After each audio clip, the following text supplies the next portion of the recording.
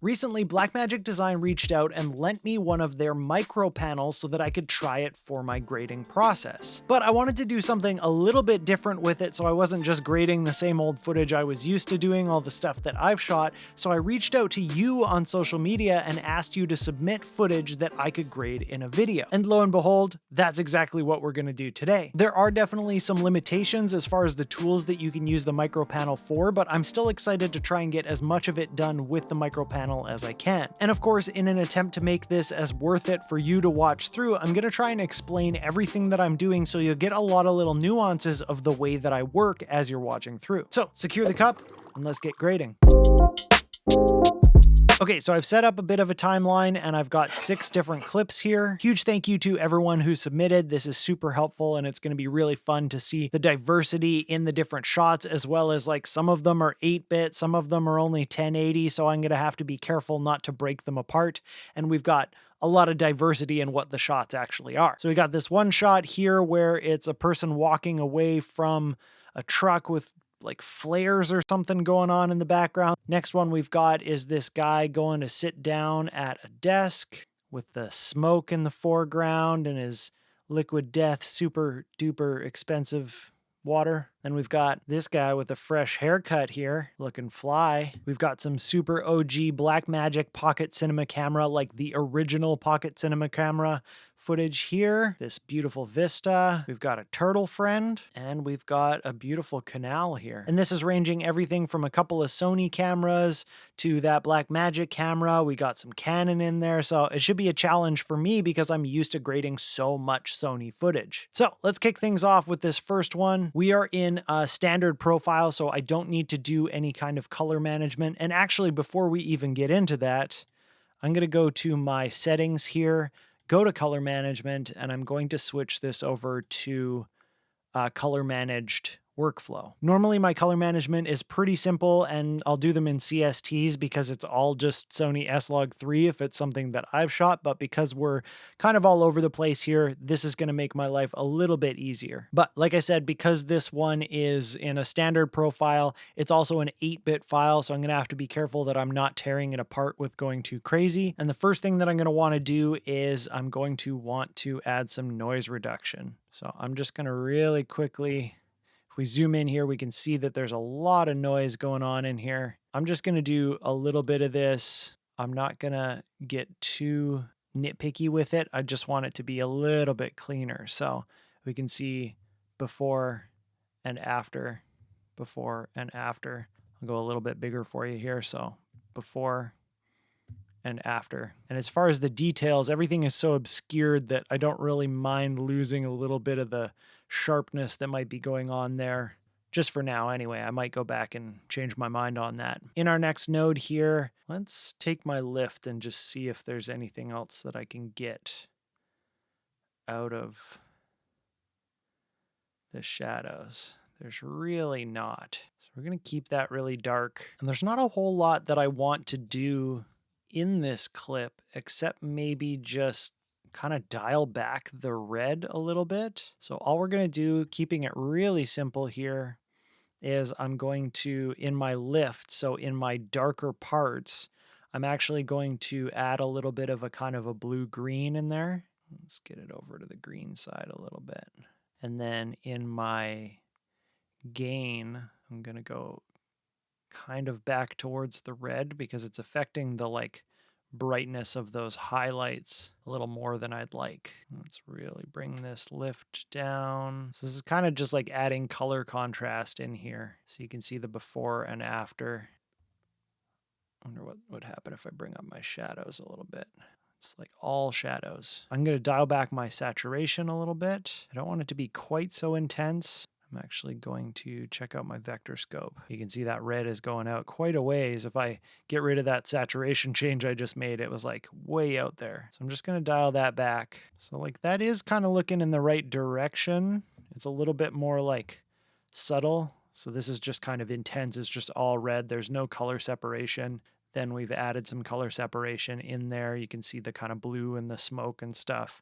I want it to kind of have a bit more of a nighttime vibe, which is like cool. But the blacks are so black, I'm not getting any color in them whatsoever. So I might actually resort to curves here. I'm gonna make another node and see what happens if I maybe just move my whole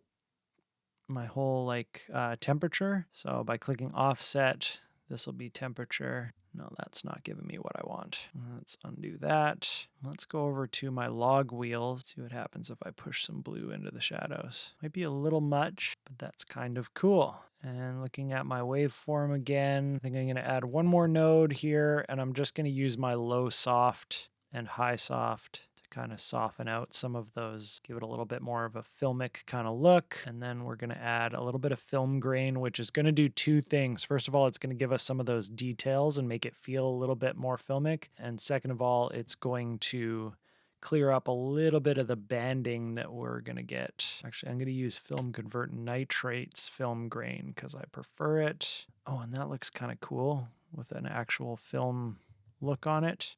Gets really gritty. Okay, film convert nitrate. Maybe a little much. Let's dial it back just a little bit. And then the grain strength is a little strong too. So this is an extra plugin that I have called film convert nitrate. It basically allows you to add film looks onto things. So we've got our before and we've got our after. So we can see, this is what I'm talking about with making it break here. So this one node is kind of creating problems in those highlights there. So that's probably my high soft. So I'm just going to leave that off because I think I'm getting a little bit of that with the film simulation there. So a bit of a quick breakdown. We've got our first node is just this cleanup. So we've got some noise reduction going on there. Then we've got our kind of balance. So we're making a little bit away from that intense red. Then we've got our kind of color contrast where we add a lot more blue in there. I've got a bit of a fade going on in the blacks. And then we've got a film look at the end that's adding a little bit of green too. So that's before and after. Okay, moving on to the next clip. So we've got this person coming to sit down, drink their liquid death, and maybe answer some emails. Nice. What camera is that in the front? Looks like A7 IV, I think. So this one was shot with a Fujifilm X-H2S. We're in F-Log 2, and it's ProRes, which is nice. So we got full 10-bit, everything looking good here. I'm going to choose my input color space as Fujifilm. Now, I don't have an F-Log 2. We're going to roll from there. I'm not sure if there just isn't one or if I don't have it installed for some reason. Got a nice cool look already, but I'm going to make a couple of nodes here. Looks really nice. Okay, so kicking things off, I'm going to pull back my contrast here. Just see kind of what details we have to work with. And then I'm going to actually add a little bit of contrast, but mess with the pivot so that I don't lose too much detail in the shadows there. I'm going to take my gain and bring it down a little bit. We're going to get real Netflix dark on this. Then I'm going to move to the next node by hitting the next node button. That's before and after. Make sure I'm not breaking anything apart here. That's feeling okay. Okay, next node. What happens if we push a little bit of warmer tones into our middle section here? So that's like a little bit more balanced, but it doesn't necessarily have like the look that I would want to go for here. I think I'm going to play with adding cool tones in with the lift and then some color separation by adding some orange back in the gamma, maybe a little bit in the gain too. Not in the gain. Blue in the gain. So we're really digging in on a look here on the second node, which maybe wasn't the way to go. I'm going to hold down Command and drag this over one and it'll switch their places so that I can have so now that's all on the third node. So now on the second one, I can maybe even things out or get my kind of color balance a little bit better. So I'm going to offset. I'm just going to kind of clean up the color here so I can get my skin tones looking really nice. Let's go to my vector scope. That's nice. Okay, now let's see what that next node does. Yeah, that's nice. Now I can really kind of push that lift. So that's looking pretty good. I'm going to go over to my log wheels and then in the shadows, I'm going to push the opposite color into the shadows a little bit, and that's going to neutralize the the super dark colors a little bit. That was too much. So let's push this really blue in the lift and then the shadows. I'm just switching back and forth between lift and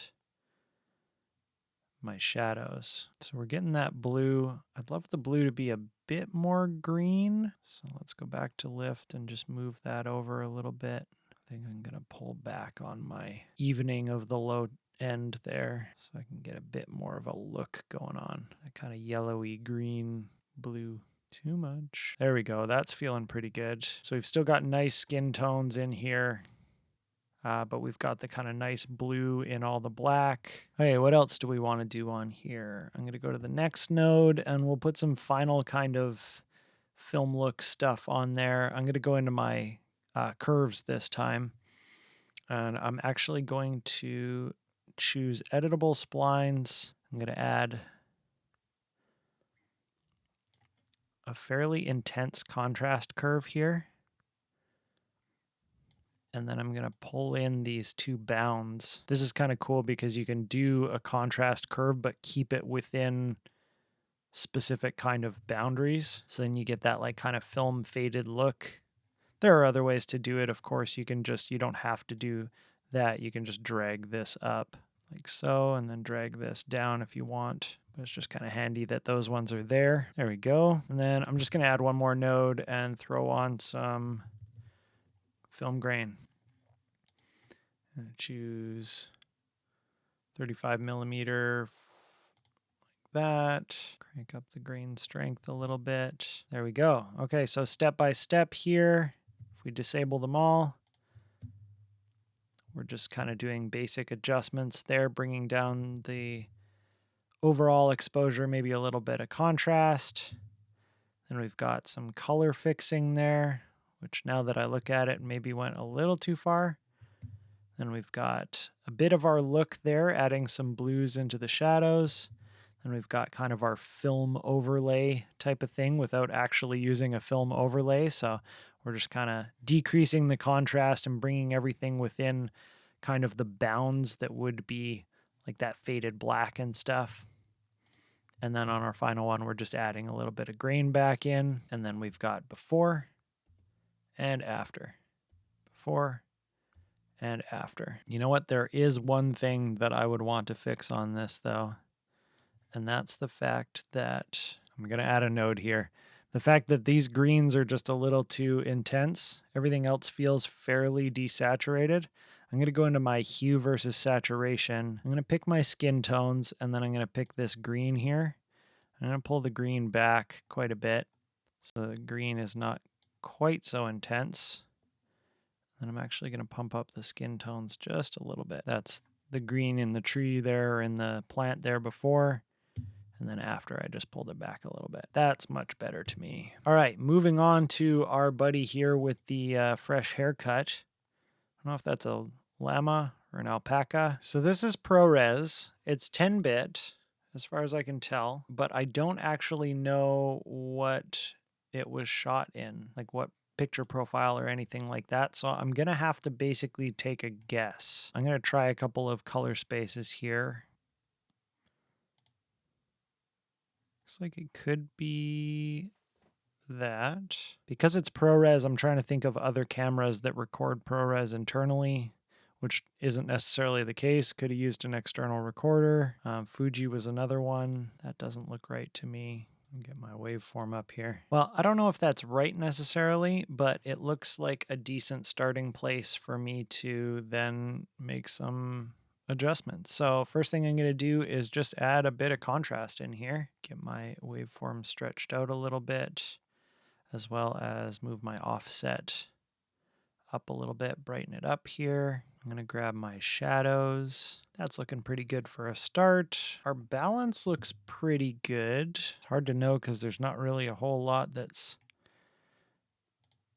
gray or white. So if I right click and go show picker RGB value, like this fence is kind of gray, so I can kind of see maybe what's going on there. If I just pull that away from red a little bit. So the closer those numbers are together, the more equal that is. So like that is now, I just made the fence basically gray, which is when the numbers are close together. So 167, 164, 165, they're almost the same. And that's feeling pretty good. So I think from there, I can then kind of do a bit of a look if I want. There we go. Pull up my lift a little bit. We're going to go with a kind of a bright and beautiful on this one.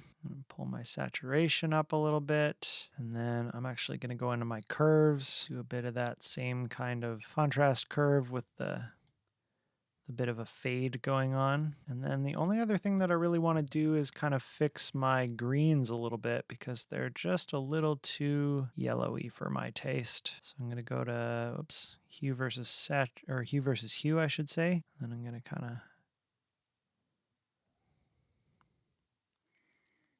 dial those yellows to a little bit more green. Oh, that looks pretty unnatural. You know what?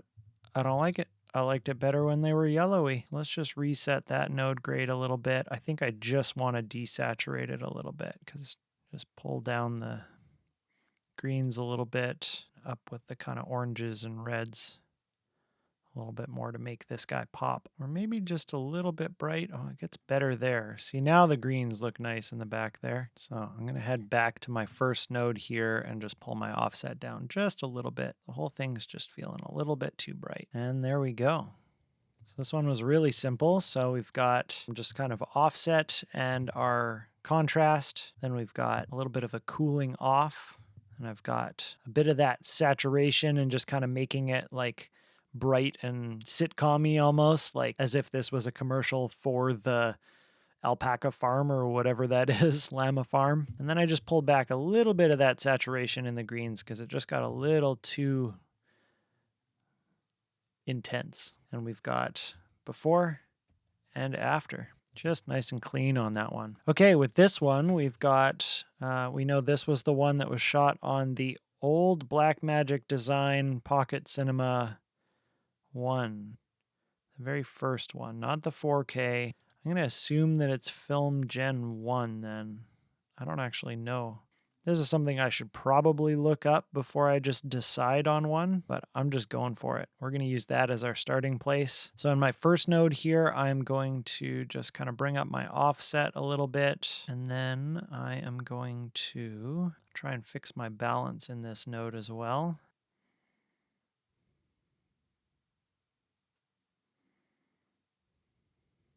Make my whites real white in this one. I'm going to grab an extra node. I'm going to add a little bit of saturation and some contrast. And this is 8-bit footage and it is already falling apart on me. Let's bring up my shadows a little bit. I'm going to add another node and see what I can do with my hue curves here. Let's go hue versus hue.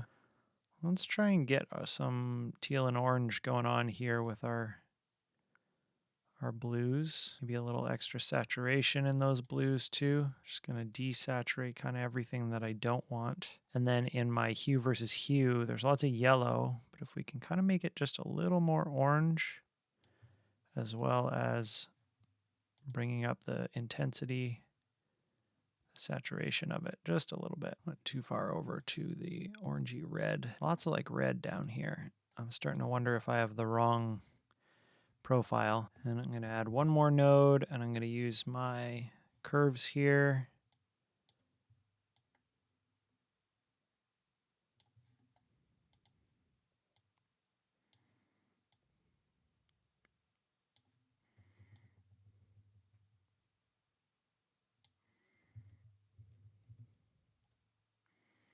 A little extra contrast. Nothing too crazy, just kind of a nice bright opening scene like you're about to go get on that ferry. And you want to know that you're going to have a good time.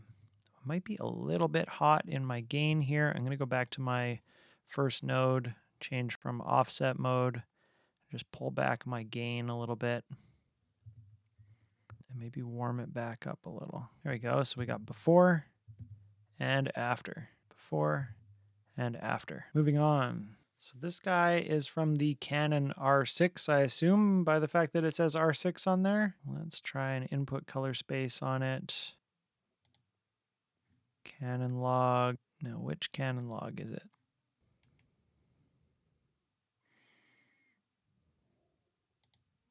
I'm going to say it's Canon log 3. So let's start there. I'm going to bring up my offset, brighten it up.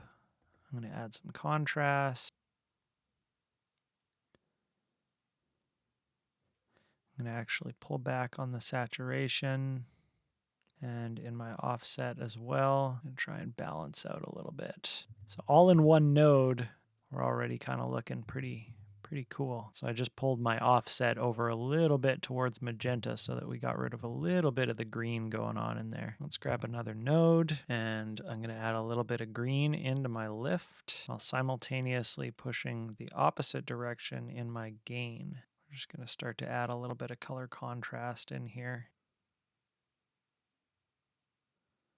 Actually, I want to do the contrast in my gamma so I can leave those highlights alone a little bit more. I'm going to go into my gain and add a little bit of blue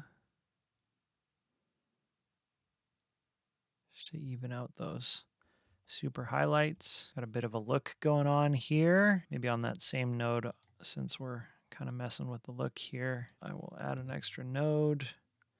And I'm going to grab, let's grab Dehancer again here. Dehancer Pro, disable all tools. Currently working in Davinci Wide Gamut. I'm going to go to my print, enable a 2383. We're going to mess with the color density a little bit here.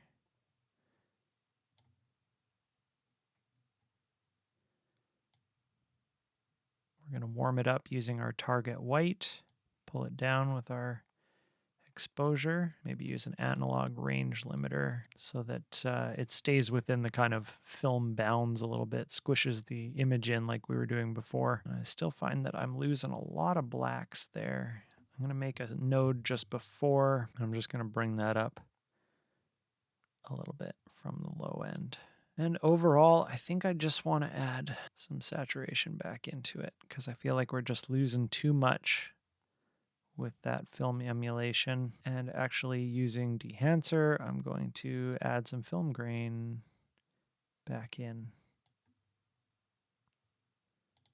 So we've got before and after, before and after. And taking a look at the different steps for that, we've got balance and a little bit of exposure work there, a little bit of color change going on. We've got a fade. That was actually just to make up for the fact that once we put our 2383 Kodak print film on there, it kind of blew the blacks a little too low. And then we've got our final one here, which was just adding a little bit of saturation back in, and then our film grain. Probably shouldn't be on the same node, but you know what? I'm moving fast here. That grain is a little bit grainy for me. I'm going to actually lose that, add another node in, and use film grain that I can kind of dial in a little bit better. 35 millimeter. There we go. That's a little more subtle on the film grain. Looks great. Okay, on to our final shot. This is A64 footage in S-Log2, so we're going to have to do the color space transform, but also it's only 8-bit footage, so we'll have to be careful here. So I believe that it says it's S-Log2 S-Gamut3 Cine. So there is no option for that in the input color space thing here. So Sony, I can choose S-Gamut and S-Log2 or S-Gamut3 and S-Log3 Cine, but I don't have that. So I am going to just try and use a color space transform here, and I'm going to bypass color management. I'm going to choose S-Log, oops, force of habit. Oh no, that was right. And then S-Log2, and we're going to Davinci Wide Gamut, Davinci Intermediate. I'm going to add another node here at the end for my color space transform from Davinci Wide Gamut, Davinci Intermediate to Rec 709, Rec 709A. So I'm going to do all my grading in the middle here, give myself a couple of nodes to work with. First things first, let's go into my offset and just pull this back quite a bit till the sky is sitting nice, and then maybe bring my lift up a little bit